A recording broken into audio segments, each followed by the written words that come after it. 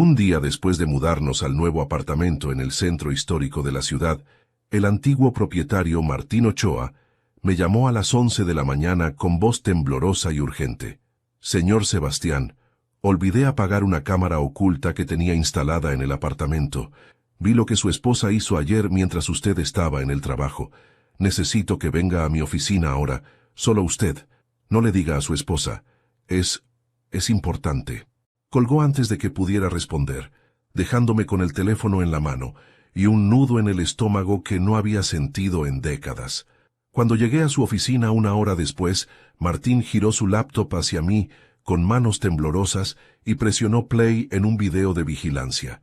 Lo que vi en esa pantalla, mi esposa Elena, la mujer con quien había compartido 38 años de matrimonio, moviendo muebles en nuestra nueva sala, como si estuviera buscando algo con desesperación, y luego, cuando encontró lo que buscaba, presionando una sección de la pared que se abrió revelando un compartimento secreto del que sacó una caja metálica que nunca había visto.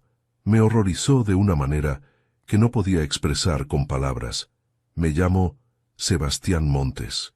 Tengo 64 años, cabello gris que alguna vez fue castaño oscuro, manos que todavía recuerdan el peso de los compases y reglas de dibujo de mis 40 años como arquitecto, y un corazón que hasta ese momento en la oficina de Martín Ochoa había creído conocer completamente a la mujer que dormía a mi lado cada noche. Elena y yo nos conocimos cuando yo tenía 26 y ella 24, en una cafetería cerca del hospital donde ella trabajaba como enfermera. Me enamoré de su sonrisa tímida, de cómo sus ojos verdes se iluminaban cuando hablaba de ayudar a pacientes, de la forma en que parecía llevar una tristeza antigua que nunca me explicó completamente, pero que me hizo querer protegerla para siempre. Nos casamos 6 meses después de conocernos, rápido para los estándares de entonces, pero cuando sabes, sabes, y construimos una vida que pensé era sólida. No tuvimos hijos, algo que Elena decía que era por problemas médicos que prefería no discutir, y yo nunca presioné porque la amaba lo suficiente para que eso no importara. Trabajé durante 4 décadas diseñando edificios por toda la ciudad, jubilándome hace 2 años con una pensión cómoda.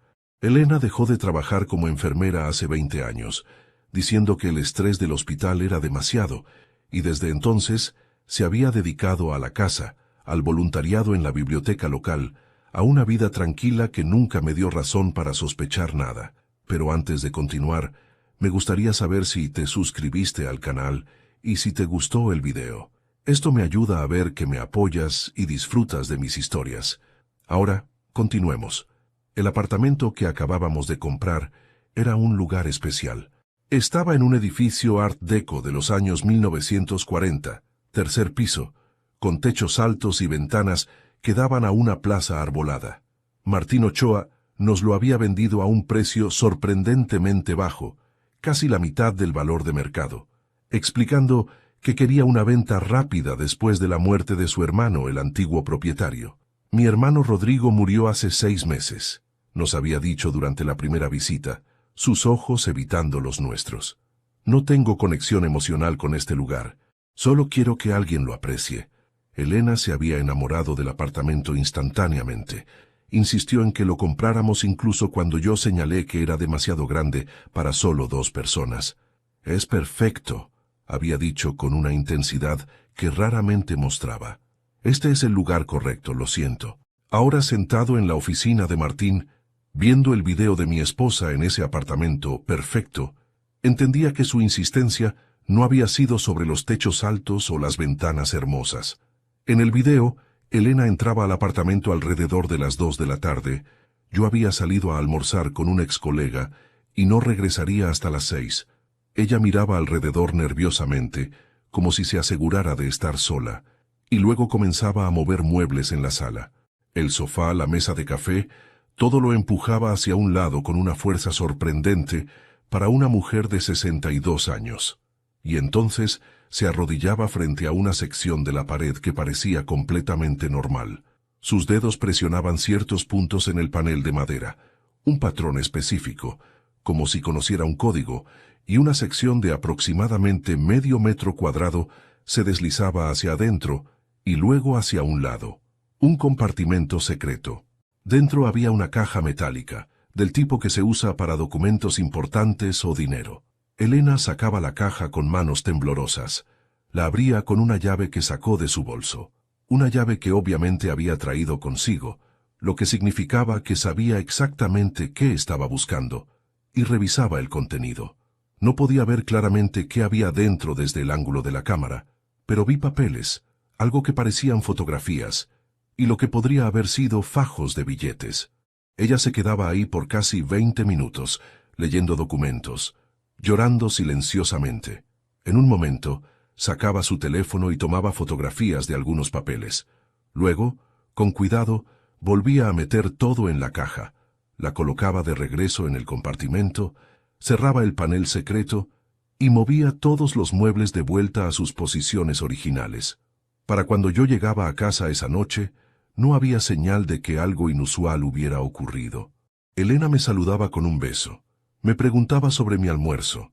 Preparaba la cena como siempre. Actuaba completamente normal, excepto que ahora, viendo este video, podía ver que sus ojos estaban rojos como si hubiera estado llorando. En ese momento le había preguntado si se sentía bien, y ella había dicho que solo tenía alergias por el polvo de la mudanza. Había mentido, directamente a mi cara. ¿Qué hay en esa caja?, pregunté a Martín, mi voz sonando extraña incluso para mí. Martín se reclinó en su silla, sus dedos entrelazados nerviosamente. No lo sé con certeza. Ese compartimento, mi hermano Rodrigo lo instaló hace años.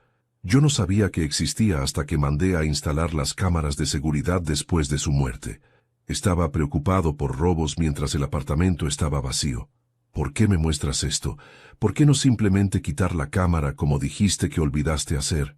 Martín me miró directamente por primera vez, porque reconocí a su esposa. En fotos viejas de mi hermano, fotos de hace décadas. Señor Sebastián, creo que su esposa y mi hermano se conocían, mucho antes de que usted la conociera, y creo que lo que está en esa caja tiene que ver con esa historia. El mundo se inclinaba debajo de mí. ¿Qué estás diciendo? Estoy diciendo que su esposa no compró este apartamento por casualidad. Sabía exactamente qué apartamento era. Sabía sobre el compartimento secreto. Vino aquí buscando algo específico. Hizo una pausa. Señor Sebastián, ¿su esposa alguna vez mencionó conocer a alguien llamado Rodrigo Ochoa? Busqué en mi memoria. 38 años de conversaciones, de noches hablando sobre nuestros días, nuestros pasados, nuestros sueños. Elena había sido siempre vaga sobre su vida antes de conocerme.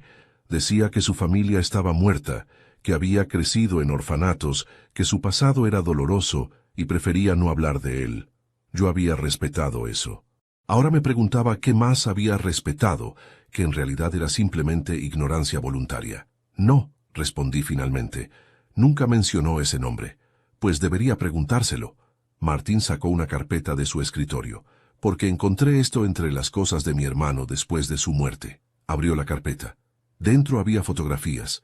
La primera mostraba a un hombre joven, tal vez de 30 años, guapo, bien vestido, con el brazo alrededor de una mujer joven. Una mujer que reconocí instantáneamente, a pesar de que la foto tenía décadas de antigüedad.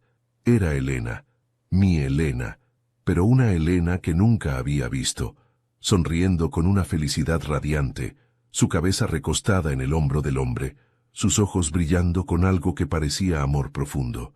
Y en su mano izquierda, claramente visible en la fotografía, había un anillo de compromiso. Las fotografías se esparcían sobre el escritorio de Martín como acusaciones silenciosas. Había docenas de ellas. Elena y Rodrigo en restaurantes elegantes en la playa, en lo que parecía ser un viaje a Europa. En todas, ella lucía feliz de una manera que nunca había visto en nuestros 38 años juntos. No la felicidad tranquila de nuestra vida matrimonial, sino algo más intenso, más salvaje, más joven. ¿Cuándo fueron tomadas estas fotos? Mi voz salió ronca. Según las fechas en el reverso, entre 1982 y 1984, hace 40 años. Martín volteó una fotografía. En la parte de atrás, con tinta desvanecida, decía: Rodrigo y mi amor, Acapulco, marzo 1983. Hice cálculos rápidos. En 1983, Elena tenía 22 años. Yo la conocí en 1986, cuando tenía 25. Eso significaba que esta relación con Rodrigo había terminado 2 o 3 años antes de que nos conociéramos. ¿Por qué nunca lo mencionó? ¿Por qué inventó la historia de los orfanatos y la familia muerta cuando claramente había tenido una vida completamente diferente? ¿Qué más encontraste?, pregunté. Martín sacó más documentos.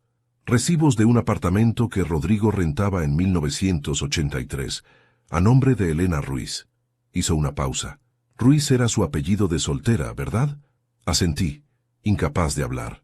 También encontré esto. Me pasó un documento legal amarillento. Era un contrato de arrendamiento. El apartamento rentado estaba en este mismo edificio.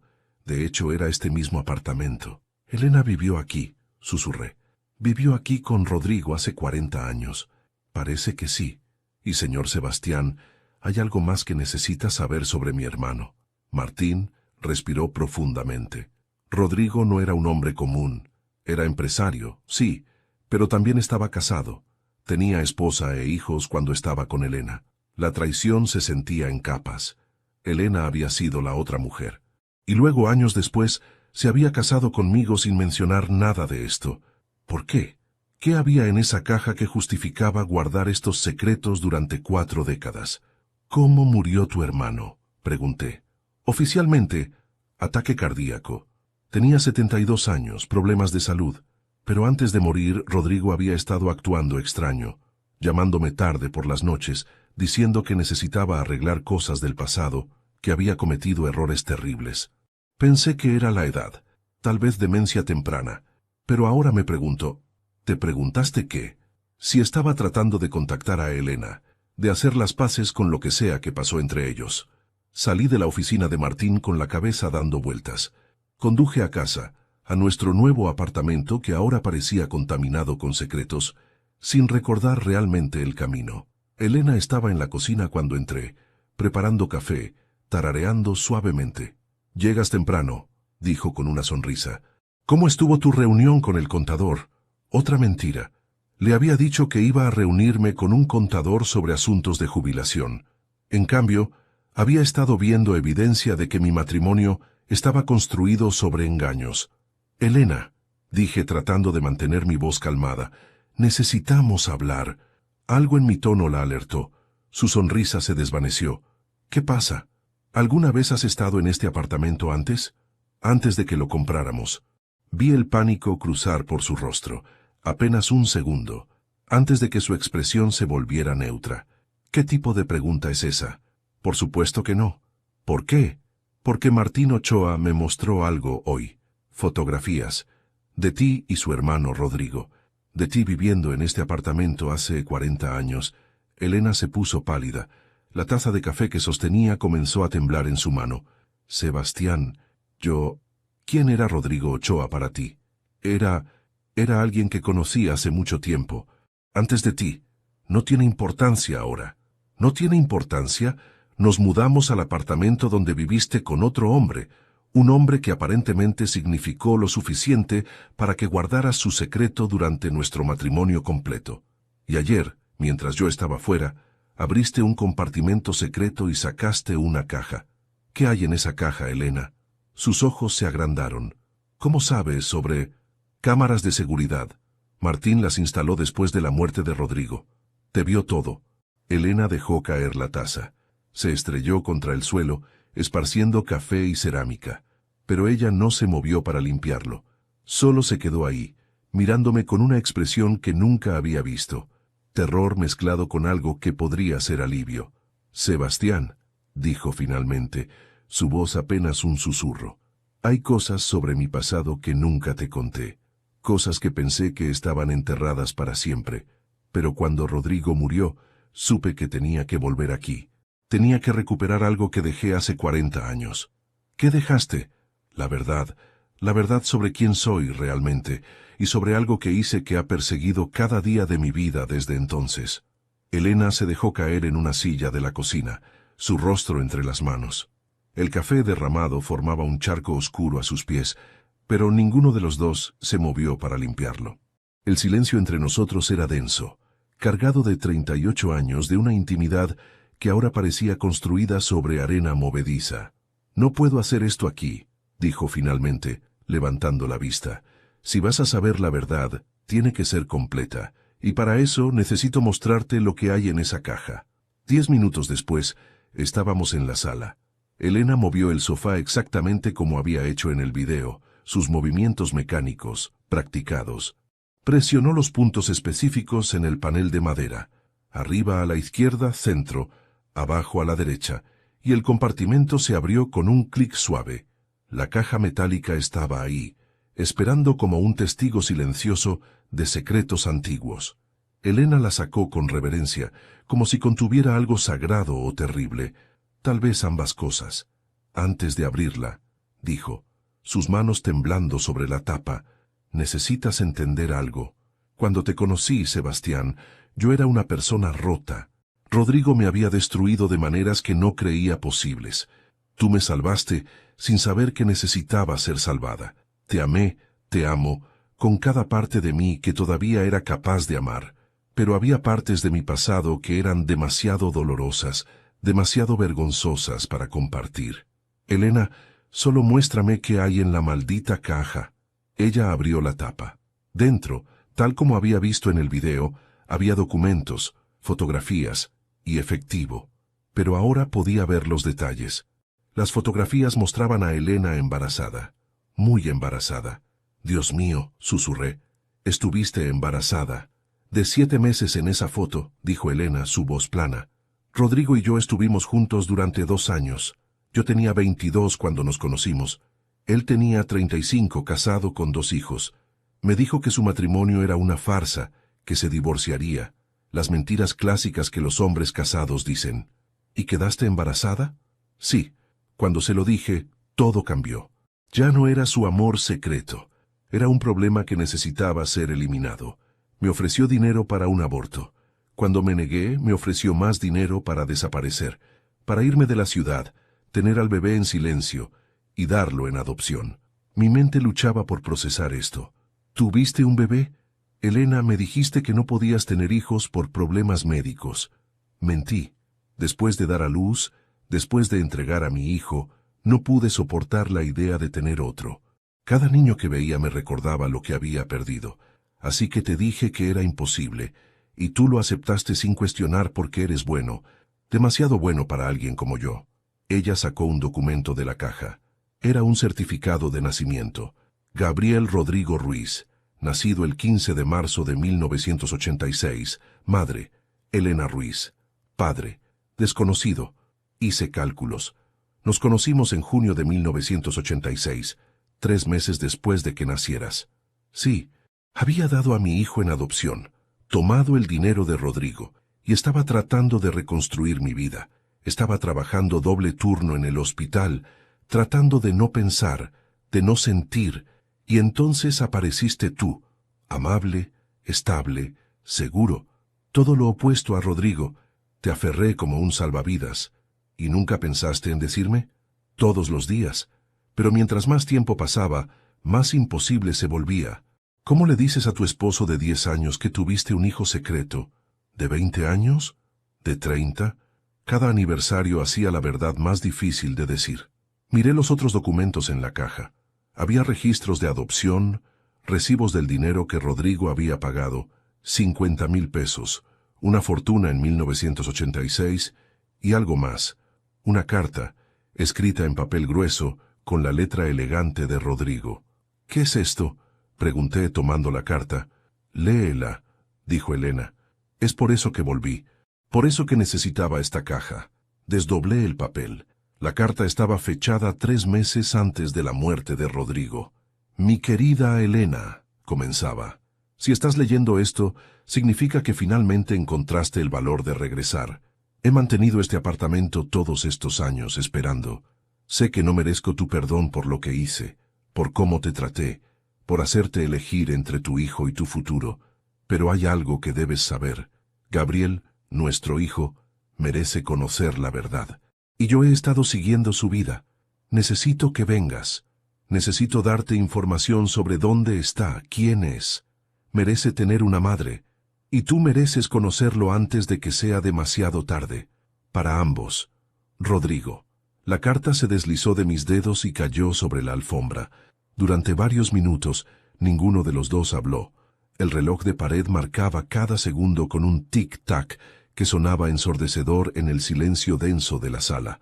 Elena lloraba silenciosamente, sus hombros temblando, mientras yo trataba de procesar que mi esposa había tenido un hijo que ahora tendría 38 años, y que el hombre con quien lo tuvo había estado rastreando a ese hijo durante décadas. Rodrigo murió antes de que pudieras verlo, dije finalmente, más una afirmación que una pregunta. Sí, cuando leí su obituario en el periódico hace 6 meses, algo se rompió dentro de mí. Durante 40 años había empujado todo esto al fondo de mi mente, pero saber que Rodrigo había encontrado a Gabriel, que sabía dónde estaba, quién era, no podía dejarlo ir. Tenía que venir aquí. Tenía que encontrar esa información. ¿Por qué no me lo dijiste? ¿Por qué toda esta secreto? Elena me miró con ojos rojos e hinchados. Porque tenía miedo. Miedo de que me dejaras. Miedo de que me odiaras por todas las mentiras. Y sobre todo, miedo de enfrentar lo que hice hace tantos años. Entregar a mi bebé porque un hombre casado me pagó para desaparecer. Me puse de pie y comencé a caminar de un lado a otro. 40 años como arquitecto me habían enseñado a resolver problemas, a ver estructuras completas desde fragmentos. Pero esto era un laberinto emocional que no sabía cómo navegar. ¿Qué más hay en esa caja?, pregunté. Dijiste que Rodrigo tenía información sobre Gabriel. ¿La encontraste? Elena asintió y sacó una carpeta manila gruesa. Dentro había documentos, fotografías recientes, recortes de periódico. En la primera foto había un hombre de unos 30 y tantos años, alto, de cabello oscuro, sonriendo en lo que parecía ser una ceremonia de graduación. Gabriel Mendoza, dijo Elena, su voz quebrándose al pronunciar el nombre. Adoptado por la familia Mendoza cuando tenía 3 días de vida. Creció en Guadalajara, se graduó de medicina en la UNAM. Ahora es cardiólogo en el Hospital General. Está casado, tiene 2 hijos. La miraba hablar sobre este extraño como si lo conociera, y supongo que en cierto sentido lo hacía.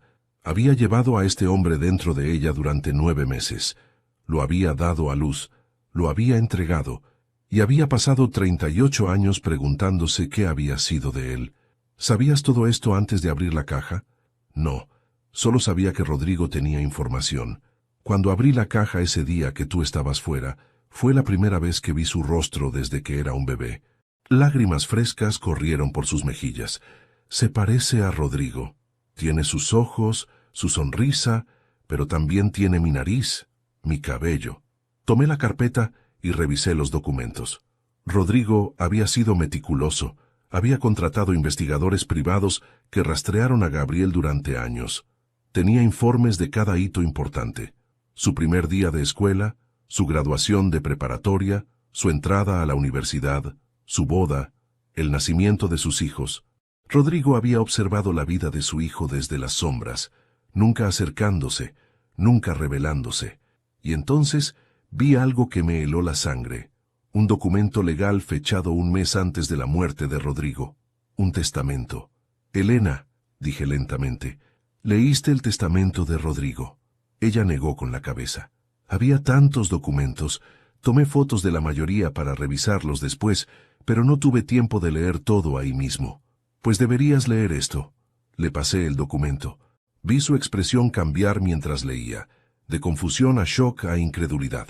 En el testamento, Rodrigo dejaba una porción significativa de su patrimonio, aproximadamente 10 millones de pesos, a Gabriel Rodrigo Ruiz, hijo biológico nacido el 15 de marzo de 1986, de madre Elena Ruiz. Pero había una condición. La herencia solo podía ser reclamada si Elena confirmaba la paternidad mediante pruebas de ADN y si Gabriel aceptaba públicamente a Rodrigo como su padre biológico. «Dios mío», susurró Elena. Rodrigo quería que Gabriel supiera, quería forzarme a revelarlo todo. «Oh», dije, una sospecha formándose en mi mente. Alguien más quería asegurarse de que Gabriel nunca reclamara esa herencia. «¿Qué quieres decir?» Rodrigo tenía una familia legítima, ¿verdad? esposa, hijos, ¿crees que estarían felices de compartir una herencia millonaria con un hijo bastardo que apareció de la nada? Elena palideció. No había pensado en eso. Pues deberías, porque Martín Ochoa, el hombre que nos vendió este apartamento a precio de ganga, el hombre que casualmente olvidó apagar una cámara de seguridad, el hombre que me mostró fotos tuyas con Rodrigo, es el hermano de Rodrigo. Y apuesto a que no está muy feliz con la idea de que un sobrino desconocido reclame 10 millones de pesos. Sonó el timbre del apartamento, haciéndonos saltar a ambos. Elena y yo nos miramos con alarma. No esperábamos a nadie. Caminé hacia la puerta y miré por la mirilla. Del otro lado estaba Martín Ochoa, pero no estaba solo. Había otro hombre con él, más joven, tal vez de 40 años, vestido con traje caro y expresión seria. Abrí la puerta lentamente. ¿Martín? Señor Sebastián, dijo Martín, su voz formal, diferente al tono casi amigable que había usado en su oficina. Lamento la intrusión. Este es mi sobrino, Ricardo Ochoa, hijo de Rodrigo. Necesitamos hablar con usted y su esposa sobre un asunto muy delicado. Ricardo me extendió la mano. Señor Montes, entiendo que mi tío Martín le mostró algunas cosas esta mañana, cosas sobre el pasado de su esposa con mi padre, y sospecho que ahora saben sobre el testamento. ¿Cómo sabes que sabemos sobre el testamento? Ricardo sonrió, pero no era una sonrisa amigable. Porque las cámaras de seguridad no solo graban video, señor Montes, también graban audio, y hemos estado monitoreando este apartamento desde que ustedes se mudaron. Sabemos exactamente qué hay en esa caja, y sabemos que su esposa está planeando contactar a Gabriel Mendoza. Elena apareció detrás de mí, su rostro pálido. ¿Quién eres tú para decirnos qué podemos o no hacer? Soy el hijo legítimo de Rodrigo Ochoa, y no voy a permitir que una aventura de hace 40 años destruya el legado de mi padre y robe la herencia que le pertenece a su verdadera familia. Ricardo Ochoa entró al apartamento sin esperar invitación, su mirada escaneando el lugar como si estuviera evaluando propiedades. Martín lo siguió, cerrando la puerta detrás de ellos con un clic que sonó definitivo, casi amenazante. «No pueden entrar así a nuestra casa», protesté, poniéndome entre ellos y Elena. «¿Su casa?» Ricardo se rió sin humor. «Este apartamento perteneció a mi familia durante 50 años. Mi padre lo compró. Mi tío se los vendió bajo instrucciones específicas mías. ¿Realmente creen que fue coincidencia?» Elena dio un paso adelante, su voz temblando pero firme. «¿Qué quieres decir con instrucciones tuyas?» Ricardo se sentó en nuestro sofá sin ser invitado. Cuando mi padre murió, encontramos su testamento, la sorpresa del hijo secreto, la herencia millonaria para un extraño. Naturalmente investigamos. Descubrimos quién era usted, señora Montes, dónde vivía, y cuando vimos que estaban buscando un apartamento más grande, bueno, Martín les hizo una oferta que no podían rechazar. Nos tendieron una trampa, dije, la realización cayendo sobre mí como agua helada. Les dimos una oportunidad, corrigió Ricardo. Sabíamos que eventualmente vendría a buscar la caja. Las cámaras nos confirmarían sus intenciones, y ahora tenemos evidencia de que está planeando contactar a Gabriel Mendoza para reclamar una herencia que no le pertenece. «Esa herencia le pertenece a mi hijo», dijo Elena, su voz elevándose. «Rodrigo lo reconoció en su testamento. Un testamento que estamos impugnando. Nuestros abogados argumentarán que mi padre no estaba en su sano juicio cuando lo redactó, que usted lo manipuló en sus últimos días. Nunca hablé con Rodrigo después de 1985. No lo vi ni una vez en 40 años. Antes de continuar, dime aquí en los comentarios qué te está pareciendo esta historia hasta ahora y qué harías tú en su lugar. No te vayas del video, porque lo que viene a continuación te pondrá la piel de gallina». «Eso es lo que usted dice», respondió Ricardo fríamente. «Pero ¿quién nos creerá? Una enfermera que tuvo una aventura con un hombre casado, quedó embarazada, tomó dinero para desaparecer, y 40 años después aparece reclamando millones. No se ve bien, señora Montes». «¿Qué quieren de nosotros?», pregunté, tratando de mantener la calma. Martín finalmente habló. «Queremos que Elena firme un documento renunciando a cualquier reclamo sobre la herencia de Rodrigo, y queremos que jure no contactar nunca a Gabriel Mendoza. Si acepta, les devolveremos el dinero del apartamento y todos seguiremos con nuestras vidas. ¿Y si no aceptamos? Ricardo sacó su teléfono y tocó la pantalla. Una grabación comenzó a reproducirse. La conversación que Elena y yo acabábamos de tener en esta misma sala, donde ella admitía haber mentido sobre poder tener hijos, sobre su pasado, sobre todo. Tenemos horas de grabaciones, dijo Ricardo, de ustedes discutiendo el testamento, planeando contactar a Gabriel. Si esto llega a los tribunales, destruiremos su credibilidad. Y no solo eso. Imaginen lo que pensará su hijo Gabriel cuando descubra que la madre biológica que lo abandonó ahora aparece buscando dinero. Elena se desmoronó, cayendo en una silla. No es por el dinero. Solo quiero conocerlo. Solo quiero que sepa que existí, que lo amé aunque lo entregara. Qué conmovedor, dijo Ricardo con sarcasmo. Pero la respuesta es no. Gabriel Mendoza tiene una vida, familia. No necesita que una desconocida aparezca con historias sobre su padre biológico muerto. Gabriel tiene derecho a saber la verdad, dije firmemente. Gabriel tiene derecho a vivir en paz, replicó Ricardo. Ustedes firman la renuncia, o hacemos pública cada mentira que Elena ha dicho en 40 años. Su esposo descubrirá que su matrimonio entero fue construido sobre engaños. Sus amigos, su familia, todos sabrán. ¿Realmente vale la pena por dinero que ni siquiera necesitan? Miré a Elena, vi el dolor en sus ojos, la desesperación, y en ese momento tomé una decisión. Fuera, dije con voz baja pero firme. Salgan de nuestro apartamento ahora. Ricardo se puso de pie lentamente. Está cometiendo un error, señor Montes. No, el error fue creer que podían intimidarnos. Pueden tener grabaciones, pueden tener abogados, pero no pueden cambiar un hecho. Gabriel Mendoza es el hijo de Elena, y según el testamento de su padre, tiene derecho a saber eso. No vamos a firmar nada, y si intentan chantajearnos de nuevo, iré directamente a la policía. La policía no puede hacer nada, dijo Martín. No hemos hecho nada ilegal. Instalar cámaras ocultas en una propiedad que vendieron, grabar conversaciones privadas sin consentimiento. Estoy seguro de que eso viola algunas leyes. Ahora salgan.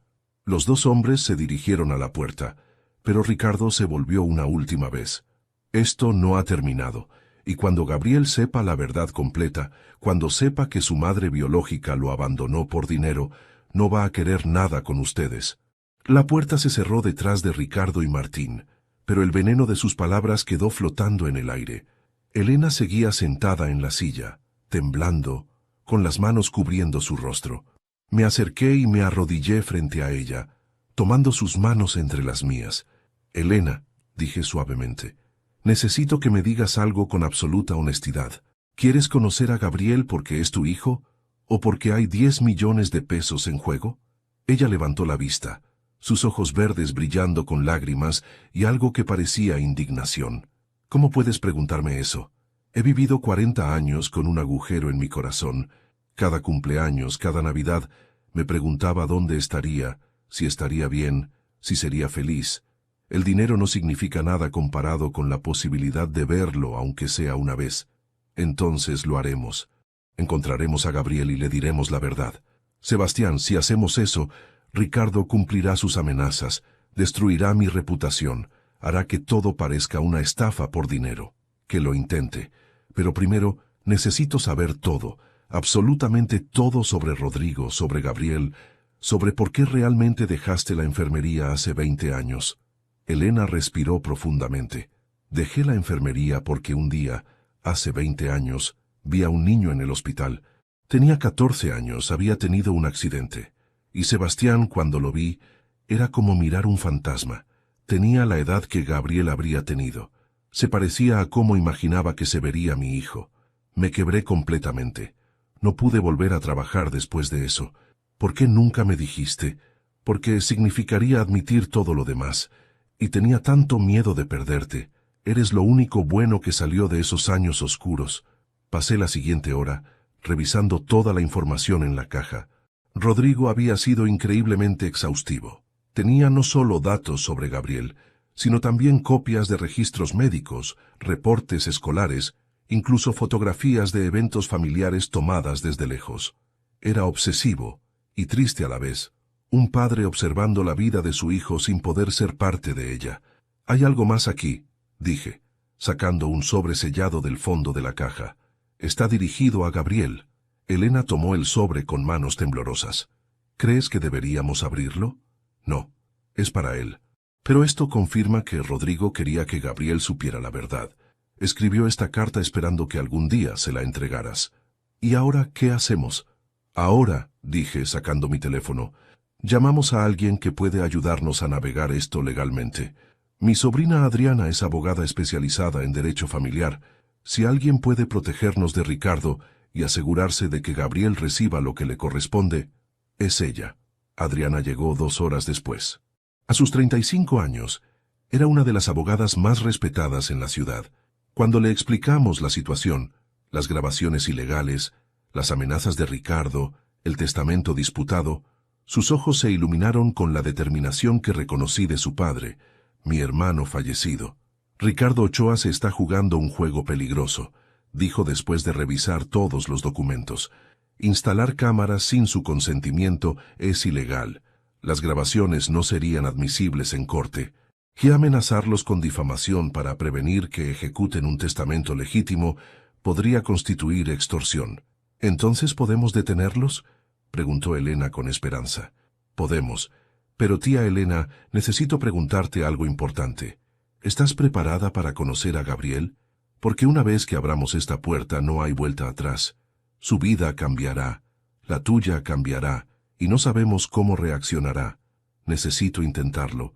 Aunque me rechace, aunque me odie, necesita saber que no lo abandoné porque no lo amaba.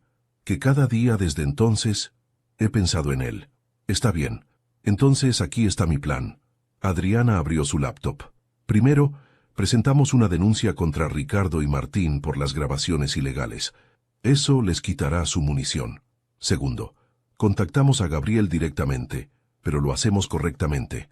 Le enviamos una carta formal explicando la situación, incluyendo la carta de Rodrigo.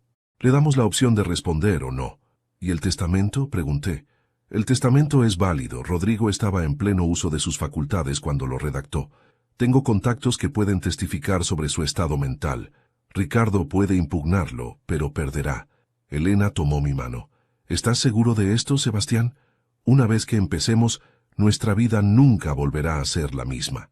Miré a la mujer con quien había compartido 38 años. Había mentido, sí. Había guardado secretos devastadores, pero también había sido mi compañera, mi apoyo, mi amor, y ahora necesitaba que yo fuera el suyo. Estoy seguro, Gabriel merece conocer su historia, y tú mereces la oportunidad de ser su madre, aunque sea 40 años tarde. Adriana comenzó a teclear. Bien, daré inicio a los procedimientos legales mañana. Mientras tanto, necesito que escriban una carta para Gabriel. Cuéntenle la historia completa. Sean honestos sobre todo. Las mentiras solo empeorarán las cosas. Esa noche, Elena y yo nos sentamos juntos y escribimos la carta más difícil de nuestras vidas. Le contamos a Gabriel sobre el amor entre su madre y Rodrigo, sobre el embarazo, sobre la dolorosa decisión de darlo en adopción, sobre los 40 años de arrepentimiento. Le dijimos que no esperábamos nada de él, pero que queríamos que supiera que había sido amado desde el momento de su concepción. 3 días después, enviamos la carta certificada al Hospital General, dirigida al doctor Gabriel Mendoza. Y entonces esperamos. La respuesta llegó más rápido de lo esperado. 6 días después de enviar la carta, recibimos una llamada de un número desconocido. Elena contestó con manos temblorosas y puso el altavoz. «Señora Elena Montes». La voz era masculina, profunda, controlada. «Habla Gabriel Mendoza». Elena se quedó sin aliento, incapaz de responder por un momento. Yo tomé su mano dándole fuerza. «Sí», logró decir finalmente. «Soy yo. Recibí su carta. Y la carta de Rodrigo Ochoa». Hubo una pausa. «Necesito verla». «A ambos. ¿Pueden reunirse conmigo mañana a las 3 de la tarde? Hay una cafetería cerca del hospital llamada El Refugio». «Sí, por supuesto. Estaremos ahí». «Bien, y señora Montes, traigan todo, todas las pruebas que tengan, porque necesito saber si esto es real o algún tipo de estafa elaborada». La línea se cortó. Elena y yo nos miramos, una mezcla de esperanza y terror en nuestros ojos. Va a conocerme, susurró Elena. Después de 40 años voy a ver a mi hijo. Pero esa noche, mientras nos preparábamos para dormir, mi teléfono sonó. Era Adriana. Tío, tenemos un problema. Grande. ¿Qué pasó? Ricardo Ochoa presentó una demanda. No solo está impugnando el testamento, está acusando a Elena de fraude, extorsión y manipulación de un anciano en sus últimos días. Afirma que Elena contactó a Rodrigo antes de su muerte. Lo convenció de cambiar su testamento, y ahora está usando documentos falsificados para reclamar una herencia fraudulenta. Eso es absurdo. Elena nunca vio a Rodrigo después de 1985. Lo sé. Pero Ricardo tiene algo que nos complica. Dice que tiene un testigo que vio a Elena visitando a Rodrigo en el hospital 2 semanas antes de su muerte. Elena, quien había estado escuchando, palideció. Eso es imposible. Yo nunca... Espera, interrumpí recordando algo. Elena, ¿en qué hospital murió Rodrigo? No lo sé, nunca investigué los detalles. Adriana respondió. Hospital General, el mismo donde trabaja Gabriel. Las piezas comenzaron a encajar. Es una trampa. Ricardo está inventando testigos para desacreditar a Elena antes de que pueda conocer a Gabriel. Quiere que Gabriel piense que su madre biológica es una estafadora. Es peor que eso, dijo Adriana. El testigo es una enfermera del turno nocturno. Dice que vio a una mujer de 60 y tantos años, cabello castaño grisáceo, visitando a Rodrigo varias veces. La descripción coincide con Elena. Pero no era yo, insistió Elena. Lo juro. Te creo. Pero necesitamos probarlo. ¿Dónde estabas hace 6 meses? Específicamente las 2 semanas antes de la muerte de Rodrigo. Elena pensó. En abril, ¿verdad? Estaba... Oh, Dios. Estaba visitando a mi prima Lucía en Monterrey. Pasé 2 semanas con ella porque acababa de tener cirugía. ¿Puedes probarlo? Lucía puede confirmarlo, y probablemente haya registros de hotel, recibos. Consíguelos todos. Los necesitamos ahora. Al día siguiente, mientras Elena recopilaba evidencia de su coartada, yo decidí investigar por mi cuenta. Algo no cuadraba. Si Ricardo estaba tan seguro de ganar la batalla legal, ¿por qué fabricar testigos? ¿Por qué arriesgarse a cargos de perjurio? Llamé a Martín Ochoa directamente. Contestó al tercer timbre. Señor Montes. ¡Qué sorpresa! Necesitamos hablar solo nosotros dos, sin Ricardo. Hubo una pausa. ¿Por qué? Porque creo que estás siendo usado, y creo que no sabes cuán lejos está dispuesto a llegar Ricardo para proteger su herencia. No sé de qué habla. La enfermera testigo, la que supuestamente vio a Elena visitando a Rodrigo. ¿La conoces personalmente o Ricardo te dijo sobre ella? Silencio. Martín, eras hermano de Rodrigo. ¿Realmente crees que cambió su testamento porque una antigua amante lo manipuló? ¿O es posible que finalmente decidió hacer lo correcto por el hijo que abandonó? Rodrigo era complicado. Tenía remordimientos sobre muchas cosas. ¿Te habló sobre Gabriel? Otra pausa, más larga. Sí, en sus últimos meses, hablaba de él constantemente. Decía que había cometido el peor error de su vida al abandonarlo, que quería enmendarlo. Entonces, sabes que el testamento fue decisión de Rodrigo, no manipulación de Elena.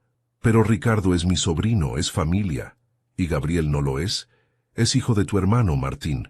Tiene tu sangre tanto como Ricardo. Escuché un suspiro profundo al otro lado de la línea. Reúnanse conmigo en mi oficina. Esta noche a las 8. Hay algo que necesito mostrarles. Cuando Elena y yo llegamos a la oficina de Martín esa noche, él no estaba solo. Había otro hombre con él, mayor, de unos 70 años, con bata blanca y estetoscopio colgando del cuello. Este es el doctor Ramírez, presentó Martín. Fue el médico tratante de Rodrigo en sus últimas semanas. El doctor nos saludó con gravedad. Señora Montes, señor Montes, Martín me contó sobre la situación, y hay algo que necesitan saber sobre la enfermera que supuestamente la vio visitando a Rodrigo. ¿Qué hay con ella? No existe. Revisé todos los turnos nocturnos de esas 2 semanas. Ninguna enfermera coincide con la descripción que Ricardo proporcionó. Y más importante, Rodrigo estaba en cuidados intensivos. Las visitas estaban estrictamente controladas. Solo familia inmediata permitida. Si Elena hubiera intentado visitarlo, habría registro. Entonces Ricardo mintió. No solo mintió, dijo Martín sacando su teléfono. Fabricó evidencia, miren esto. Nos mostró mensajes de texto entre él y Ricardo. En ellos, Ricardo instruía a Martín sobre qué decir, cómo presionar a Elena, cómo usar las grabaciones para intimidarlos. Pero había un mensaje que destacaba. Si no se retiran voluntariamente, tendremos que eliminar el problema de otra manera. ¿Eliminar? Elena palideció. ¿Qué significa eso? Martín parecía enfermo. No estoy seguro, pero Ricardo ha estado actuando extraño, haciendo llamadas privadas, reuniéndose con gente que no conozco. El mensaje de Ricardo brillaba en la pantalla del teléfono de Martín como una amenaza silenciosa.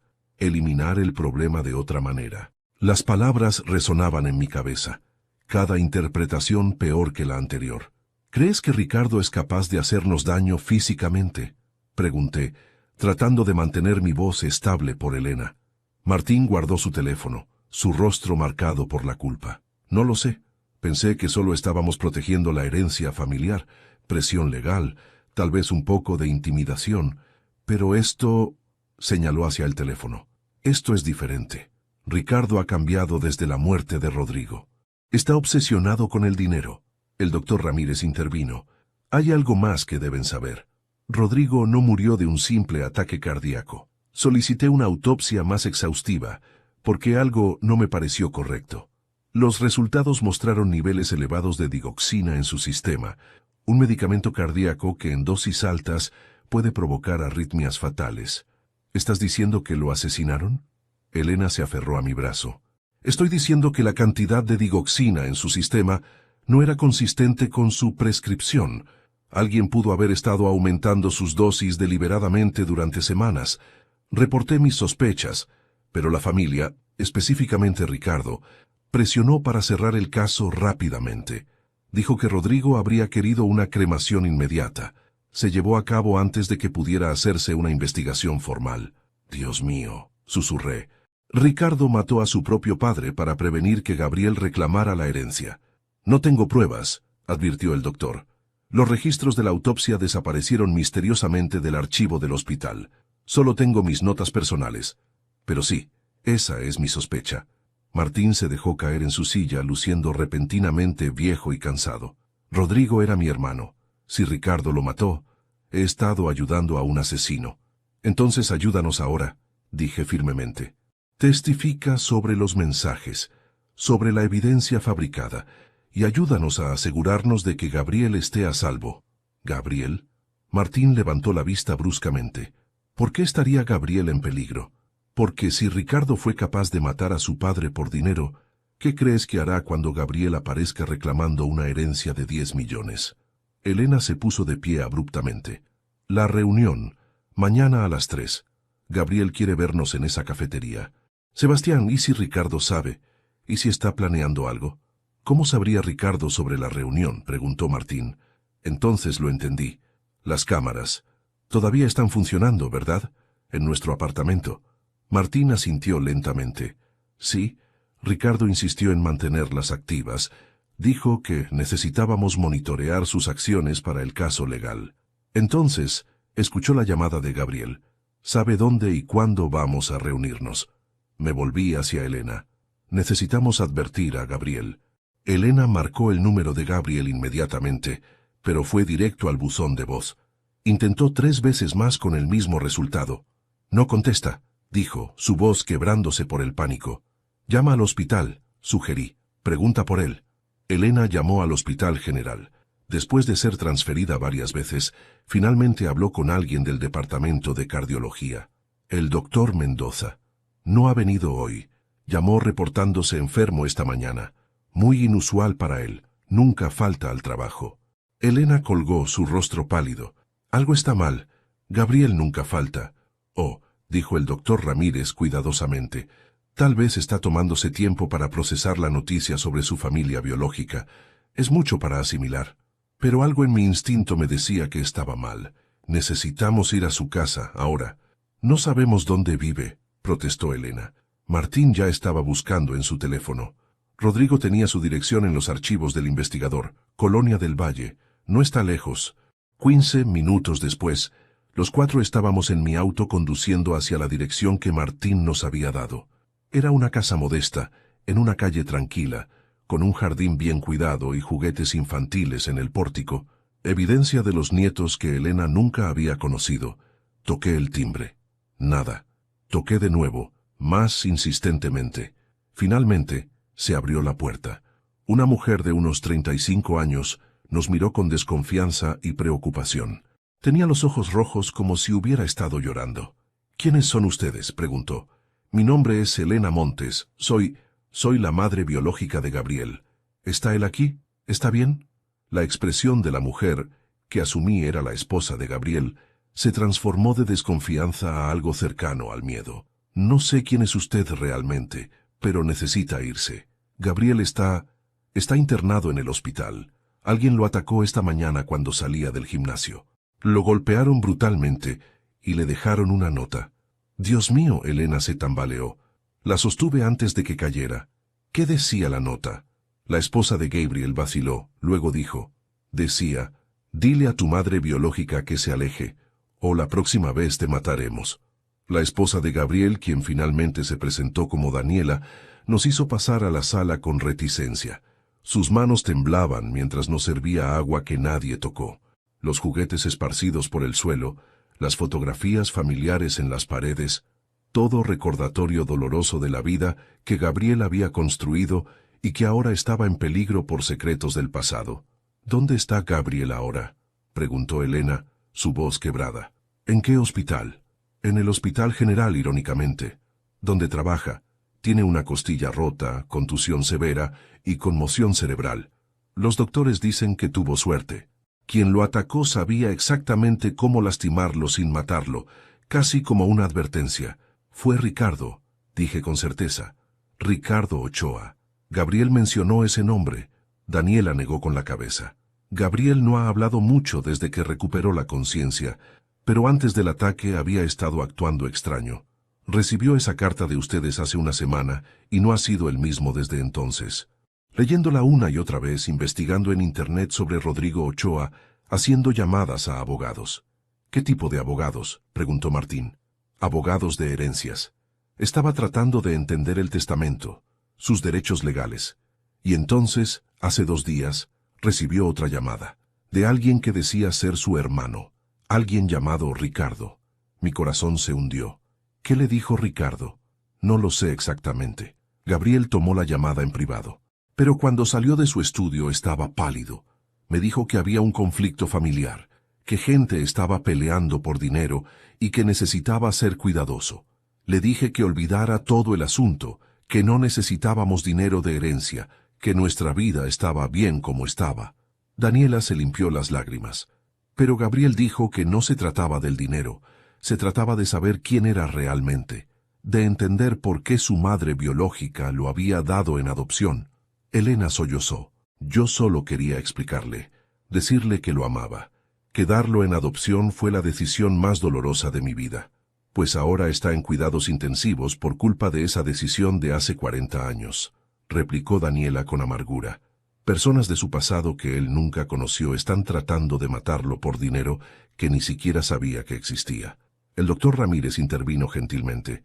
Señora, su esposo es víctima aquí, pero también lo es Elena. Ambos están siendo atacados por alguien que no tiene escrúpulos. Necesitamos ir a la policía, dijo Martín. Ahora, con todo, los mensajes de Ricardo, las amenazas, el ataque a Gabriel. ¿Y decirles qué? Daniela se puso de pie. ¿Que sospechan que Ricardo Ochoa está detrás del ataque? ¿Sin pruebas? Ricardo es rico, poderoso. Sus abogados destruirán cualquier acusación. Mientras tanto, mi esposo sigue en peligro.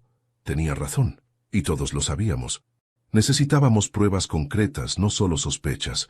Hay una manera, dije lentamente, una idea formándose. Las cámaras en nuestro apartamento. Ricardo ha estado monitoreándolas, escuchando nuestras conversaciones.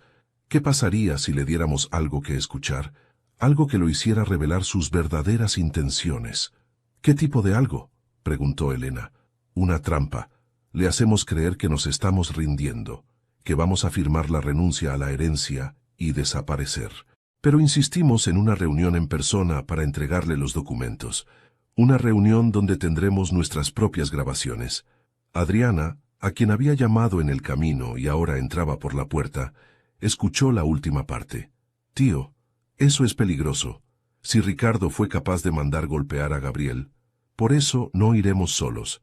Y no será en un lugar privado. Será en público, con testigos y con la policía alertada de antemano. La policía no hará nada sin evidencia, repitió Daniela. Entonces les daremos evidencia.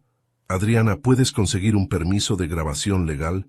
¿Algo que haga admisible cualquier confesión que Ricardo haga? Puedo intentarlo, pero llevará tiempo, y necesitaríamos cooperación de la Fiscalía. Yo puedo ayudar con eso, dijo el doctor Ramírez. Tengo contactos en la Fiscalía. Con mis sospechas sobre la muerte de Rodrigo y el ataque a Gabriel, puedo argumentar que hay suficiente para iniciar una investigación formal. Pasamos las siguientes 2 horas planeando cada detalle. Regresaríamos al apartamento y tendríamos una conversación privada, donde Elena expresaría su disposición a renunciar a la herencia a cambio de la seguridad de Gabriel. Mencionaríamos una reunión específica, mañana a las 6 de la tarde en un restaurante público del centro, donde supuestamente entregaríamos los documentos firmados. Si Ricardo estaba monitoreando las cámaras como sospechábamos, tomaría el anzuelo. Esa noche, Elena y yo actuamos nuestra escena para las cámaras ocultas.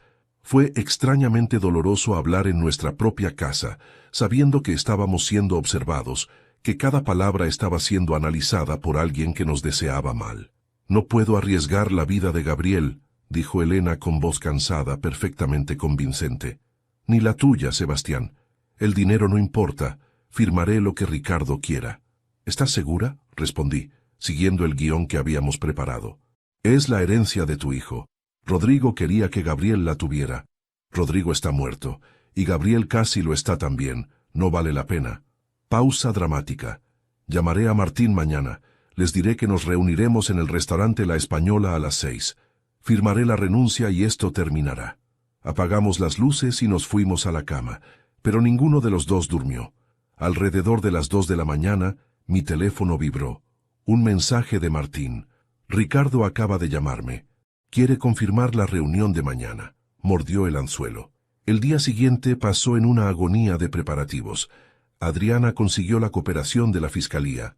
El doctor Ramírez había presentado formalmente sus sospechas sobre la muerte de Rodrigo, y combinado con el ataque a Gabriel, había suficiente para justificar una operación de vigilancia. Oficiales de civil estarían posicionados en el restaurante. Elena llevaría un micrófono oculto, y teníamos órdenes de arresto listas para ejecutarse en el momento en que Ricardo se incriminara.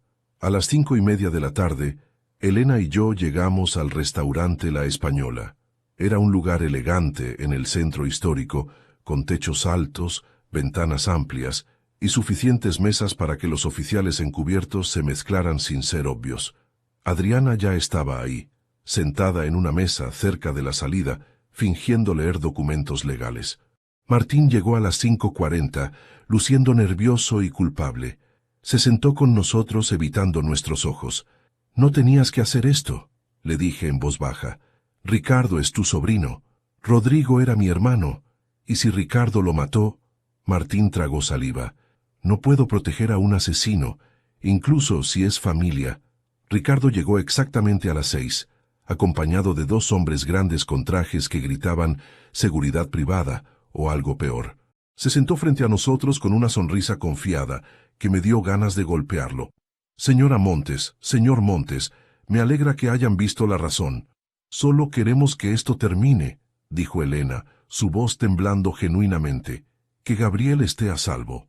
Gabriel estará perfectamente seguro una vez que firmen estos documentos». Ricardo sacó papeles de su maletín. «Una renuncia completa a cualquier reclamo sobre la herencia de mi padre. Y un acuerdo de no contactar a Gabriel Mendoza bajo ninguna circunstancia». «¿Y si no firmamos?», pregunté, provocándolo deliberadamente. «¿Enviarás a tus matones a golpearnos también? ¿Como hiciste con Gabriel?». La sonrisa de Ricardo vaciló por un segundo. «No sé de qué habla». «No, Gabriel fue atacado ayer, brutalmente golpeado, y le dejaron una nota advirtiéndole que se alejara de su madre biológica. ¿Vas a decirme que eso fue coincidencia? El mundo es un lugar peligroso». especialmente para gente que mete la nariz donde no debe. Ricardo se inclinó hacia adelante, su voz bajando. Pero puedo asegurarles que si firman estos papeles y desaparecen, no habrá más incidentes desafortunados. ¿Incidentes como el que mató a tu padre?, intervino Martín repentinamente, su voz temblando de emoción. Aumentaste sus dosis de digoxina durante semanas, ¿verdad? El doctor Ramírez sospechó, pero tú te aseguraste de cremar el cuerpo antes de que pudiera probarlo. Ricardo se puso rígido. Cuidado con tus acusaciones, tío. Mi padre murió de un ataque cardíaco. Tenía 72 años y problemas de salud. Tenía 72 años y estaba a punto de cambiar su testamento para beneficiar a un hijo que tú ni siquiera sabías que existía, presionó Martín. ¿Cuánto tiempo llevabas planeándolo? ¿Descubriste el testamento antes o después de matarlo? Esto es ridículo. Ricardo hizo un gesto a sus guardaespaldas para que se pusieran de pie. No tengo que escuchar estas acusaciones infundadas. ¿Infundadas? Elena sacó su teléfono y tocó la pantalla. La voz del doctor Ramírez llenó el aire, describiendo los niveles anormales de digoxina, sus sospechas sobre el envenenamiento, cómo Ricardo había presionado para una cremación rápida. El rostro de Ricardo se puso rojo. Eso no prueba nada, y no es admisible en corte. Tal vez no, dije, pero esto sí lo es. Señalé a Adriana, quien ahora estaba de pie junto con 6 oficiales de policía uniformados que habían estado mezclados entre los otros comensales. Has estado siendo grabado durante toda esta conversación, Ricardo. Acabas de amenazarnos con incidentes desafortunados si no firmábamos. Y cuando Martín te acusó de matar a tu padre, no lo negaste. Solo dijiste que las acusaciones eran infundadas y que no había pruebas. Esa no es la reacción de un hombre inocente. También tenemos los mensajes de texto, añadió Adriana acercándose con los oficiales. Los mensajes donde le instruiste a Martín cómo intimidarnos, donde mencionaste eliminar el problema de otra manera, y tenemos testigos que te conectan con los hombres que atacaron a Gabriel Mendoza. Uno de los guardaespaldas de Ricardo intentó moverse, pero inmediatamente fue rodeado por oficiales. El otro levantó las manos en rendición. Ricardo Ochoa, dijo el oficial al mando, está bajo arresto por sospecha de asesinato de Rodrigo Ochoa, intento de asesinato de Gabriel Mendoza, extorsión y amenazas criminales. Tiene derecho a permanecer en silencio. Mientras leían sus derechos a Ricardo, vi su expresión transformarse de confianza a incredulidad a furia pura. Esto no ha terminado, gritó mientras lo esposaban. Tengo abogados, tengo dinero, voy a destruirlos a todos. Tu dinero no te va a ayudar esta vez, dijo Martín tranquilamente. Maté a mi propio hermano por avaricia. Eso es algo que ninguna cantidad de dinero puede borrar. Cuando se llevaron a Ricardo, el restaurante estalló en murmullos. Los otros comensales, que habían sido testigos involuntarios de todo el drama, miraban con ojos grandes. El gerente del restaurante parecía a punto de desmayarse. Elena se derrumbó contra mí, llorando de alivio y agotamiento. ¿Se acabó? ¿Realmente se acabó? Casi, dije suavemente. Todavía hay alguien a quien necesitas ver. Adriana se acercó, su expresión profesional suavizada por algo que parecía esperanza. Gabriel salió del hospital esta tarde. Está en casa. Daniela llamó hace una hora. Gabriel quiere conocerte, tía Elena. Quiere conocer a su madre biológica.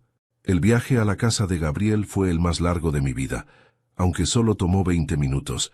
Elena no dijo ni una palabra durante todo el camino, simplemente miraba por la ventana con las manos entrelazadas en su regazo, apretándolas tan fuerte que sus nudillos estaban blancos. 40 años de dolor, arrepentimiento y anhelo estaban a punto de culminar en un encuentro que podría salir de innumerables maneras, y ambos lo sabíamos. Adriana nos había ofrecido acompañarnos, pero Elena había declinado. Esto es algo que necesito hacer sola. Bueno, con Sebastián, había dicho, tomando mi mano. Después de todo lo que habíamos pasado juntos, las mentiras descubiertas, los secretos revelados, la traición y el peligro, todavía me necesitaba a su lado, y yo estaría ahí. Cuando llegamos a la casa en la colonia del Valle, las luces estaban encendidas. A través de las ventanas podía ver sombras moviéndose. Una familia. La familia que Gabriel había construido sin conocer nunca a su madre biológica. Una vida completa que ahora estaba a punto de ser tocada por el pasado de maneras que nadie podría haber anticipado. Daniela abrió la puerta antes de que pudiéramos tocar el timbre. Sus ojos todavía mostraban desconfianza, pero había algo más ahora, una resignación cansada, quizás, o la aceptación de que esto era inevitable. «Está en la sala», dijo simplemente, haciéndose a un lado para dejarnos pasar. «Los niños están con mi madre esta noche. Pensé que sería mejor tener esta conversación en privado». La sala era acogedora, llena de fotografías familiares, dibujos infantiles pegados en el refrigerador visible desde la entrada, una vida construida con amor y cuidado. Y en el sofá, con un vendaje visible en su sien y moviéndose con la rigidez de alguien con costillas rotas, estaba Gabriel. Era la primera vez que Elena lo veía desde que tenía 3 días de vida. Y la semejanza con Rodrigo era innegable. Los mismos ojos oscuros, la misma mandíbula fuerte, el mismo cabello negro aunque salpicado de gris en las sienes. Pero había algo de Elena también en la forma de su nariz, en la curva de sus labios. Gabriel se puso de pie lentamente cuando entramos, haciendo una mueca de dolor por el esfuerzo. Elena se detuvo en la entrada, congelada, sus ojos llenándose de lágrimas. «Gabriel», susurró. «Dios mío, eres tan parecido a Rodrigo Ochoa», terminó Gabriel, su voz neutra, imposible de leer. «Sí, me di cuenta cuando vi las fotografías en la carpeta que me enviaron. El hombre cuya sangre corre por mis venas pero que nunca conocí. Lo siento». Elena se quebró. «Siento tanto haberte dado en adopción. Siento no haber sido lo suficientemente fuerte para criarte sola. Siento que hayas sido atacado por culpa de decisiones que tomé hace 40 años». Gabriel estudió a Elena por un largo momento. «Siéntense», dijo finalmente, señalando las sillas opuestas al sofá. «Creo que todos necesitamos hablar, realmente hablar». Nos sentamos.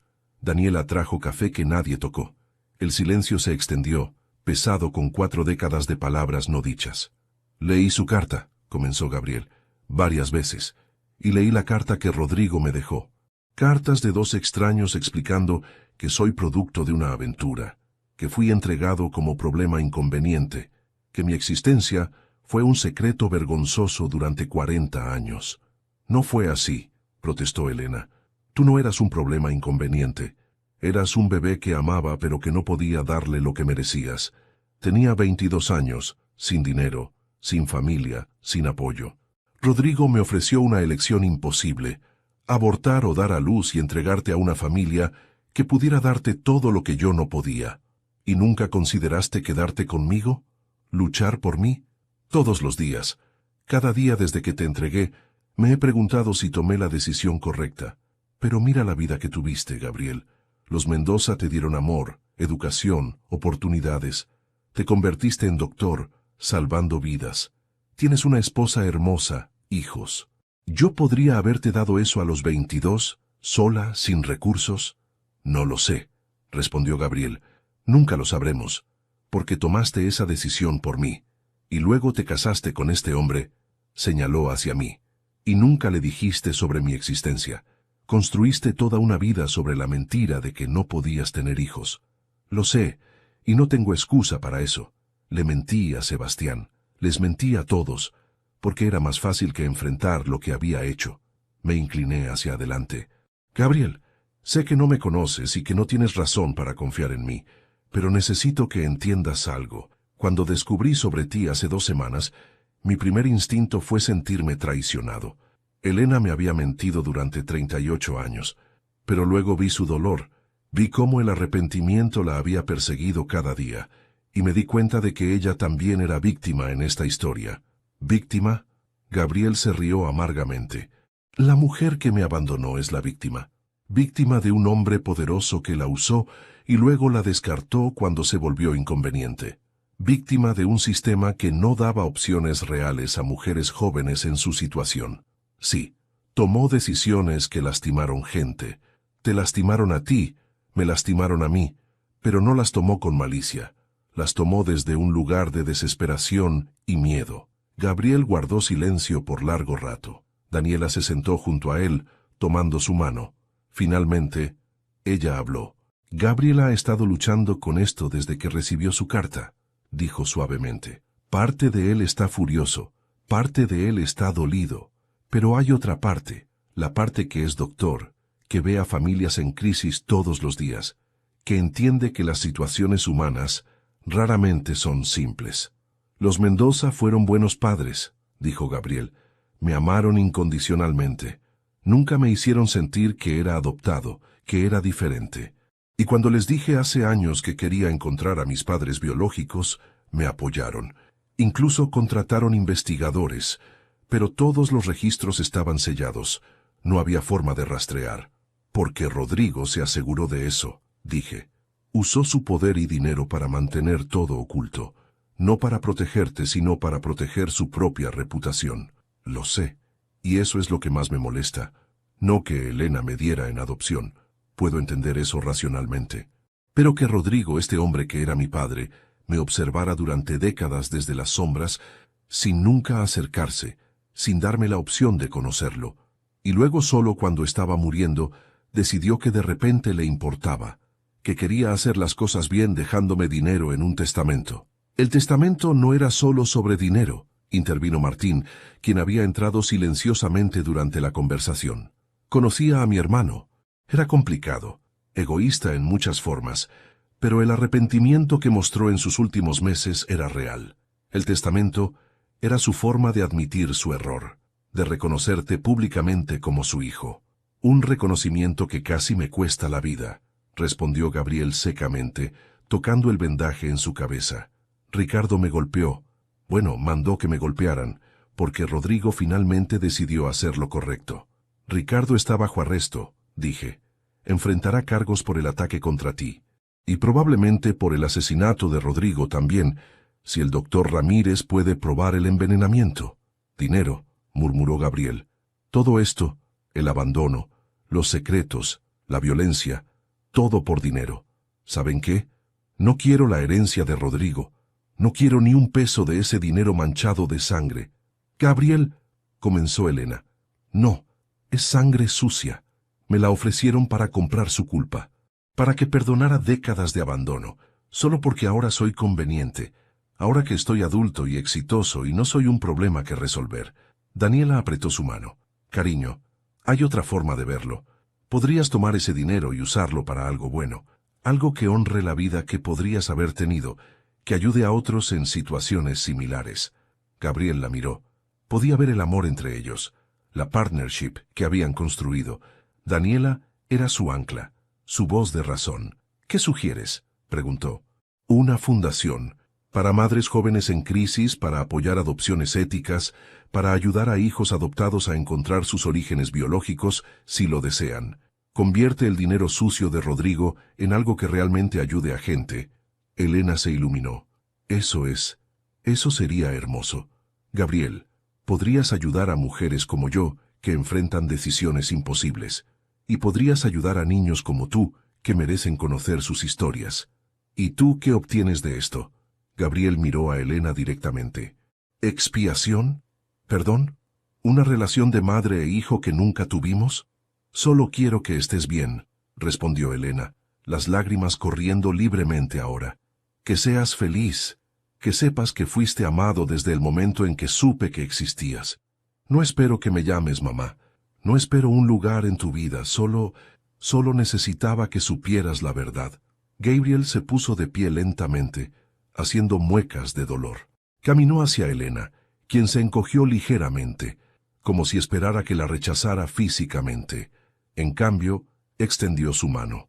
Mi nombre es Gabriel Mendoza, dijo formalmente. Cardiólogo, esposo de Daniela, padre de 2 hijos, y al parecer, también soy hijo biológico de Elena Ruiz y Rodrigo Ochoa. Encantado de conocerte. Elena. Elena tomó su mano con ambas suyas, sollozando. Encantada de conocerte, Gabriel. No puedo prometerte una relación instantánea, continuó Gabriel, su voz más suave ahora. No puedo simplemente borrar 40 años y pretender que eres mi madre. Los Mendoza son mis padres en todas las formas que importan. Pero... hizo una pausa. Pero también entiendo que las situaciones humanas son complicadas, que la gente toma decisiones en momentos de desesperación que luego lamentan por siempre. Y quizás podemos empezar de nuevo. No como madre e hijo, sino como dos personas que comparten historia y que están tratando de entender cómo encajarnos en las vidas del otro. Eso es todo lo que podría pedir, susurró Elena. Daniela se puso de pie. ¿Por qué no nos sentamos todos y realmente hablamos? Cuéntanos sobre tu vida, Elena, sobre Sebastián, sobre cómo llegaste a ser quien eres. Y nosotros te contaremos sobre Gabriel, sobre nuestros hijos, sobre nuestra familia. No podemos cambiar el pasado, pero tal vez podemos construir algo nuevo en el presente. Pasamos las siguientes 4 horas en esa sala. Elena contó su historia, la infancia en orfanatos que no había sido completamente inventada, solo exagerada. Sus padres habían muerto cuando tenía 15, dejándola efectivamente sola. Conocer a Rodrigo a los 20 había parecido un cuento de hadas, hasta que se convirtió en pesadilla.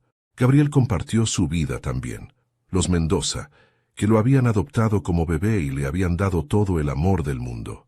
Su decisión de estudiar medicina inspirada por un doctor que salvó la vida de su padre adoptivo. Su encuentro con Daniela en la residencia médica. El nacimiento de sus 2 hijos, Diego de 8 años y Sofía de 5. Tienen una abuela biológica ahora, dijo Daniela en algún momento mirando a Elena. Si quieres conocerlos, eventualmente. Cuando Gabriel esté listo. Elena lloró de nuevo, pero estas eran lágrimas diferentes, lágrimas de esperanza. Cerca de la medianoche, Martín, quien se había quedado silenciosamente todo el tiempo, finalmente habló. Rodrigo cometió muchos errores. Yo también, al ayudar a Ricardo inicialmente, pero hay algo que puedo hacer para enmendarlo. Sacó documentos de su maletín. Como único hermano sobreviviente de Rodrigo y ejecutor secundario de su patrimonio, tengo cierta autoridad. Ricardo será procesado. Sus derechos de herencia serán revocados por sus crímenes. Eso significa que la herencia completa de Rodrigo, no solo los 10 millones designados para Gabriel, sino todo, pasará a Gabriel como único hijo biológico reconocido. No quiero... comenzó Gabriel. Escúchame. Estamos hablando de aproximadamente 45 millones de pesos. La casa de Rodrigo, inversiones, negocios, es una fortuna. Y tienes razón, está manchada. Pero Daniela también tiene razón. Puedes convertirla en algo bueno. La Fundación Gabriel Mendoza para Adopción Ética y Reunificación Familiar. Puedes hacer más bien con ese dinero del que Rodrigo jamás hizo. Gabriel miró a Daniela, quien asintió. Está bien, dijo finalmente. Pero con condiciones. Elena es cofundadora. Esta fundación se construye en su historia tanto como en la mía, y parte de los fondos van a buscar justicia para casos como el de Rodrigo, hombres poderosos que abandonan hijos y luego intentan comprar perdón. Trato hecho, dijo Martín extendiendo su mano. Cuando Elena y yo finalmente salimos de esa casa a las 2 de la mañana, el mundo parecía diferente.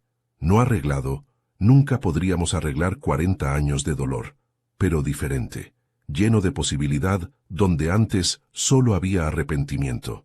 Si llegaste hasta aquí, hasta estas palabras finales, gracias por acompañarme en este viaje a través de secretos familiares, cámaras ocultas y la búsqueda desesperada de verdad antes de que fuera demasiado tarde.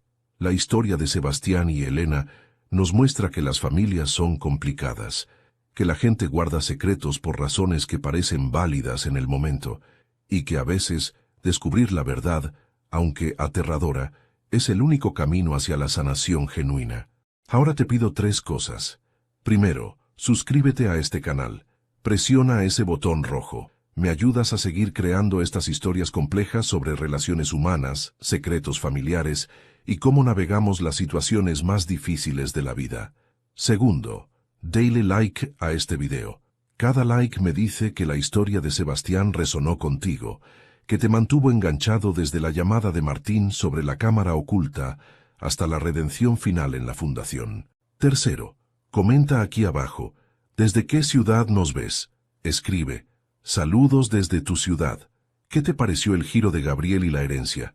¿Lo esperabas? ¿Habrías perdonado a Elena si fueras Sebastián?